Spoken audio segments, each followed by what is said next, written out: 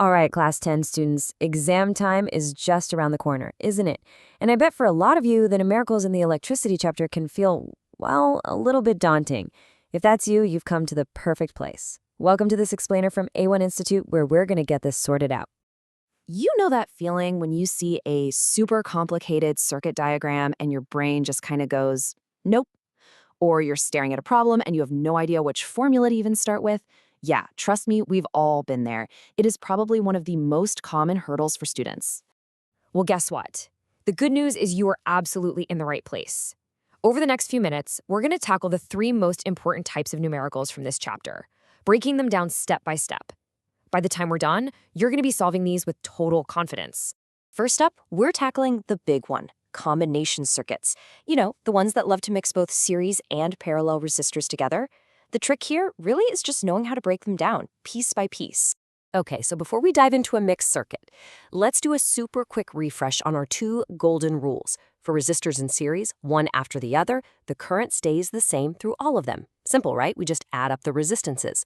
But for parallel resistors on different paths, it's the voltage that stays constant. And for those, we add up the reciprocals. These two rules, they're basically your entire toolkit.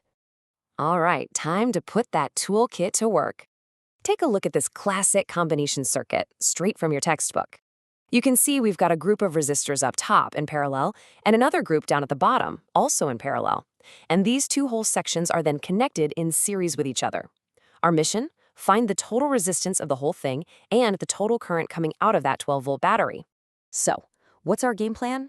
It's actually pretty simple. We simplify, then we solve. First, we're going to squish that top parallel block into one single equivalent resistance.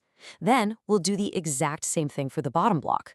Once we have those two values, they're in series, so we just add them up for the grand total. And finally, our old friend, Ohm's law, will give us the total current. Okay, so when you actually run the numbers, that top block of resistors simplifies down to 8 ohms. The bottom one simplifies to 10 ohms. Since they're in series, we just add them up. 8 plus 10 gives us a total resistance of 18 ohms. From there, it's just Ohm's law. I equals V over R, so that's 12 volts divided by 18 ohms, giving us a total current of about 0.67 amperes. See? Once you break it down into smaller chunks, it's totally manageable. All right, so we've nailed how resistors handle current, but they do something else that's super important. They get hot. And that's not just some random side effect. It's a fundamental principle that we actually use all the time, every single day. And this whole idea is wrapped up in something called Joule's law of heating. Now, the formula you absolutely have to remember is H equals I squared RT. It means the heat produced depends on the current squared, the resistance, and for how long that current is flowing.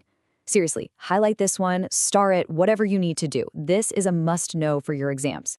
And once you know about it, you start seeing this law everywhere. Think about it. The element in your toaster that gets red hot, that's Joule's law. The tiny little filament inside an old-school light bulb that glows so brightly, same thing. Even the fuse in a plug that melts to protect your devices, yep, that's Joule's law in action too. Okay, let's try a problem with this law, but this time we're kind of working backwards. We're told that 100 joules of heat are produced every second in a resistor that has 4 ohms of resistance. And what we need to figure out is the voltage, the potential difference across that resistor. So how do we tackle this? It's a simple two-step dance. Step 1, we take our heat formula, H equals I squared RT, and we flip it around to solve for the current, I. Once we have the current, step 2 is easy. We just use Ohm's law, V equals IR, to find the voltage. See how it's all about connecting the formulas you already know? It's like a puzzle. So first we solve for I, the current, and that comes out to 5 amps. Then we plug that into Ohm's law.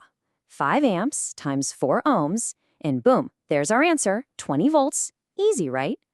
So that heat we were just talking about, that's a form of energy. And that brings us to our final topic, electric power. This is all about the rate at which energy is used. And this is literally how the electricity company figures out how much you owe them each month. Now, the official SI unit for energy is the joule, but honestly, it's a super tiny amount.